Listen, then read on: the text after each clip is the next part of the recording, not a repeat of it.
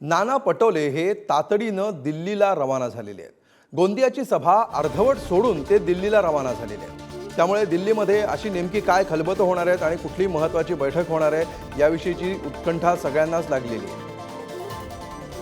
आशिष जुन्नरे याविषयी आपल्याला अधिक माहिती देतील। आशिष, काय माहिती मिळते, नेमकं काय कारण आहे नाना पटोले अर्धवट सभा सोडून तातडीनं दिल्लीला जाण्याचं?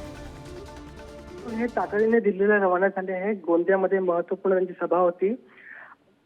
गोंदिया पंधरा लोकसभा क्षेत्राचे अधिकृत उमेदवार काँग्रेसचे प्रशांत पटोळे यांच्या प्रचारासाठी गोंदियाला आले होते ते।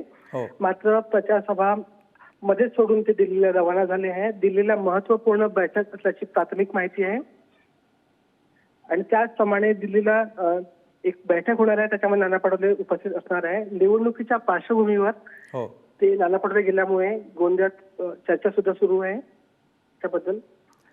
निश्चितपणे दिल्लीमध्ये काहीतरी महत्त्वाची बैठक आहे एवढी माहिती सध्या समोर आलेली आहे आणि या बैठकीसाठी गोंदियाची सभा अर्धवट सोडून नाना पटोले तातडीनं दिल्लीला रवाना झालेले आहेत।